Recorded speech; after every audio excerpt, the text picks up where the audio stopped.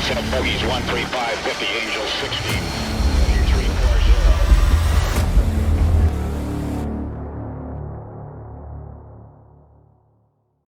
340. Ukraina terus meminta sekutunya memasok dengan main battle tank. Sebenarnya bagaimana Ukraina akan menggunakan senjata ini dan apakah tank masih bisa mengubah permainan? Banjir kendaraan lapis baja baru akan memungkinkan tentara Ukraina membentuk setidaknya 3 brigade berat baru bergaya NATO. Brigade pertama yang bergaya barat, yakni Brigade Serbu ke-47 sudah ada dan berlatih di sekitar Kharkiv dan di Jerman. Mereka akan dilengkapi dengan 28 tank M55SX Slovenia yang ditingkatkan dan hingga 50 kendaraan tempur M2 bekas Amerika. Sedangkan brigade baru kedua akan diisi ratusan kendaraan lapis baja. Mereka termasuk tank Challenger 2 yang baru-baru ini dijanjikan Inggris ke Ukraina. Brigade ketiga agak lebih hipotesis. Mereka mungkin termasuk 14 atau lebih tank Leopard 2 yang diumumkan Polandia akan disumbangkan minggu lalu. Mereka juga dapat menangani sejumlah kendaraan tempur Marder Jerman dan kendaraan pengintai AMX-10RC dari Prancis. 2 brigade baru pertama masing-masing dengan 1 batalion tank berkekuatan rendah hanya memenuhi syarat sebagai brigade mekanik. Untuk itulah pemerintah Ukraina menginginkan brigade ketiga menjadi formasi tank. Menteri Luar Negeri Ukraina Dmytro Kuleba kepada wartawan mengatakan tujuan mereka adalah untuk mengumpulkan brigade dari tank Leopard. Ini berarti Kiev membutuhkan beberapa sekutu Eropanya untuk mengikuti jejak Polandia dan menawarkan 80 hingga 90 Leopard 2. Ini cukup untuk melengkapi 3 batalion. Sebuah brigade tank Ukraina biasanya memiliki 3 atau 4 batalion dengan sekitar 100 tank dan beberapa ribu pasukan.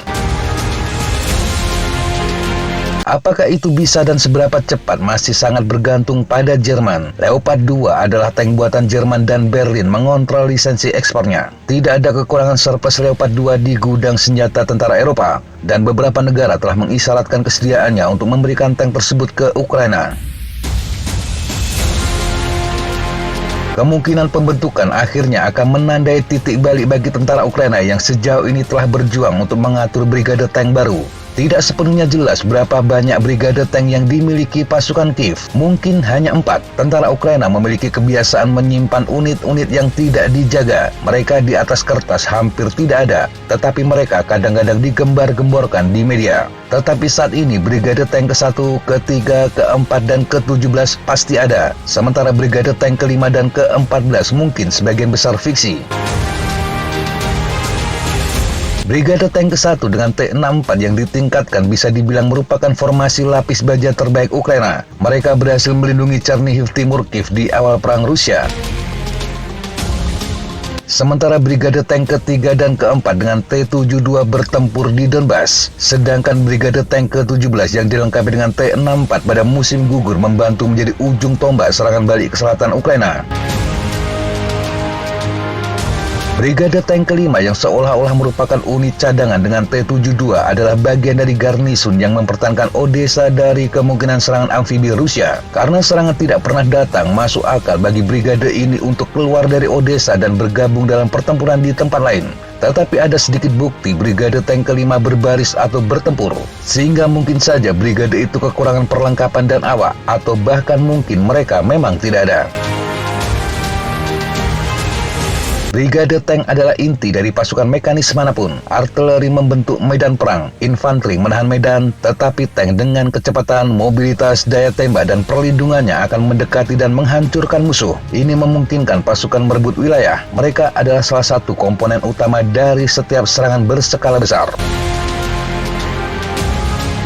Mempertimbangkan banyak tank yang telah hilang dalam perang, brigade tank akan membutuhkan akses ke ratusan tank tambahan untuk mempertahankan. Itu membantu menjelaskan mengapa Ukraina yang sebelum perang memiliki sekitar 1000 tank T-62, T-72, dan T-80 belum dapat memperluas struktur kekuatan tanknya. Meskipun mereka menerima ratusan T-72 dari sekutu NATO dan menangkap ratusan tank lagi dari Rusia. Bahkan ketika tentara Ukraina lainnya dengan cepat berkembang setelah invasi Rusia pada akhir Februari, tampaknya kekurangan tank dan awak terlatih mencegah Kiev menambah brigade tank baru. Brigade tank ke-1, ke-3, ke-4, dan ke-17 bertarung sendirian.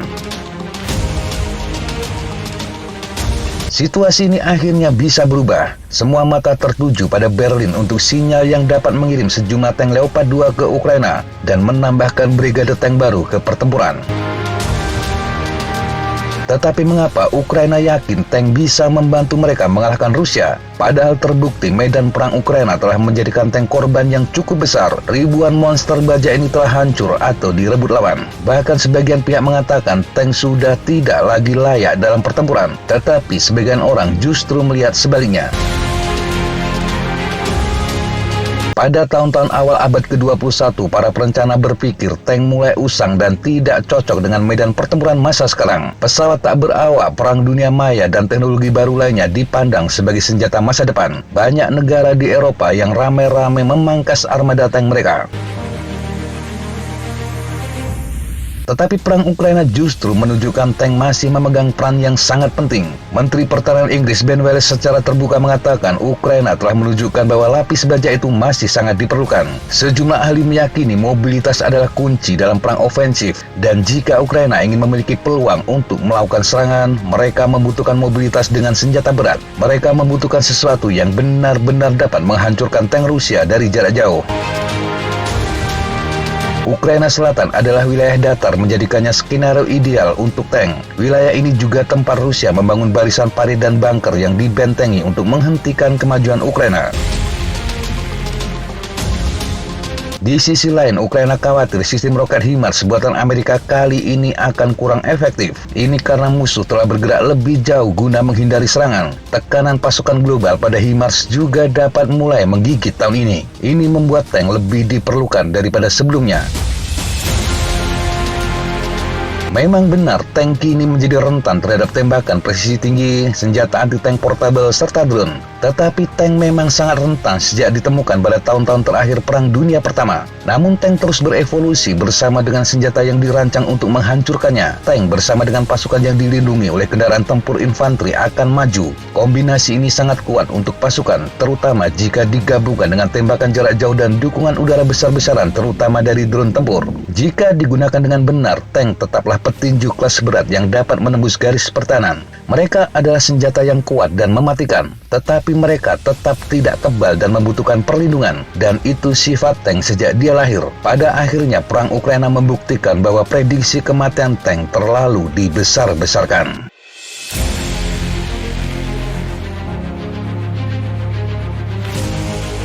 Demikian sahabat Jatapa informasi yang bisa kita sampaikan untuk kesempatan kali ini. Sampai jumpa di kesempatan yang berbeda. Tetap kunjungi kami di www.jatapa.com dan www.fazjana.com. Tetap semangat dan jaga kesehatan. Salam, fly like an eagle, fight like a falcon.